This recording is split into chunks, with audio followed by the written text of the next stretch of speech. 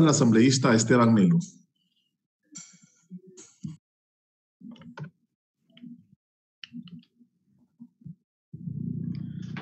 Muchas gracias, presidente, compañeros, compañeras asambleístas ecuatorianos. Y lo primero que quiero hacer es solidarizarme con las víctimas del COVID-19 y con todas sus familias que están sufriendo. En ese sentido, presidente, le pido que se guarde un minuto de silencio debido al fallecimiento de la señora Paula Pilco Hualpi, madre del compañero asambleísta Rodrigo Collahuaso, así como de la señora Consuelo Jaime de la Torre, madre de nuestra compañera asambleísta Patricia Enríquez, de la señora Marcela Costales, ex viceprefecta de Pichincha, asimismo como de la señora María Delia Canguana, viceprefecta de Chimborazo, y de la señora Carla Puertas, viceprefecta de la provincia del Oro. Señor secretario, por favor, proceda con lo solicitado por el asambleísta Esteban Melo. Un minuto de silencio, señor presidente.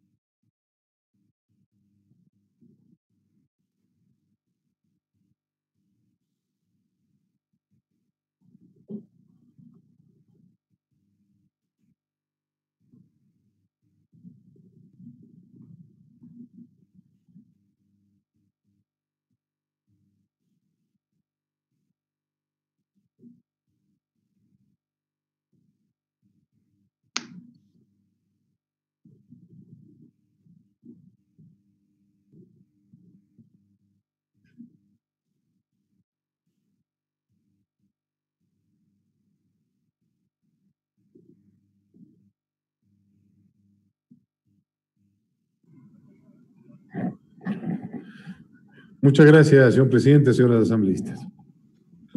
Usted, proceda, asambleísta Melo. Continúe con su intervención, por favor. Muchísimas gracias, señor presidente, señor secretario, ecuatorianos. El Estado ecuatoriano debe responder a las necesidades de todos los ecuatorianos, más bajo las dolorosas circunstancias que hemos vivido. Y para eso el Estado ecuatoriano debe crear, por un lado, normativa y llevar adelante un conjunto de acciones eficaces, eficientes y que permitan responder a la desesperanza, a la desesperación y a la salud de los ecuatorianos. Desgraciadamente, la respuesta del gobierno nacional ha sido una ley mala, pésima, en la cual simplemente se juega con el futuro de los ecuatorianos y responde con algo peor, con un veto que simplemente daña a los ecuatorianos. Miren, tanto en el proyecto de ley como en el veto no hubo debate. Yo soy miembro de la comisión y al igual que otros asambleístas señalo claramente que hubiese sido sano que podamos analizar objeción por objeción, pero eso no se hizo. Se llevó adelante las acciones a trancas y a barrancas, simplemente porque no se permitía revisar de manera profunda y técnica lo que se estaba diciendo. Pero decirles que esta ley y su veto es inconstitucional, inoportuno, antitécnico y antidemocrático. Preocupa mucho porque solo sirve para los especuladores de la deuda ecuatoriana, para visiones centralistas y de carácter insuficiente para las necesidades de los ecuatorianos. El veto es inconstitucional porque afecta claramente al artículo 138 de la Constitución de la República, pues en el veto se aumenta texto que nunca se había tratado. Por otro lado, afecta al artículo 292 de la misma Constitución, asimismo como el artículo 315, pues en estos artículos se excluye claramente del presupuesto general del Estado al Instituto Ecuatoriano de Seguridad Social, a las empresas públicas y a los gobiernos autónomos descentralizados. El veto profundiza la intervención en las autonomías del IES, del ISFI y del ISPOL, porque simplemente amenaza un conjunto de sanciones. Miren, el proyecto de ley es antitécnico porque primero, no se sabe los flujos de capital que tendrá el Ecuador. Segundo, no se sabe las necesidades de financiación que tendrá el Ecuador y se establece en el propio veto mecanismos a través de los cuales se iría reduciendo, por decir algo, el nivel de endeudamiento. Recordarles, ecuatorianos, que el gobierno nacional recibió el país con un 27% de endeudamiento y que en este momento estamos muy por encima de eso. Calculan ellos mismos un 57% de endeudamiento para el año 2025 y recién en el año 2032 llegar a los límites del 40%. Decirles también que este veto es inconstitucional y antitécnico porque simplemente, les recuerdo, que lo que habían hecho era quitarse ellos mismos, el gobierno del presidente Moreno, los límites de endeudamiento. Es antidemocrático por una sencilla razón. Miren, ecuatorianos, dicen que quieren poner techo a la deuda. Sin embargo, en la ley de fomento productivo eliminaron ese techo.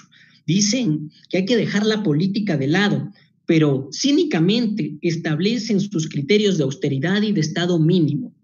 Dicen que hay que ordenar las finanzas públicas. Ellos, los aladides del desgobierno, de las contradicciones, de la mentira y de la indolencia.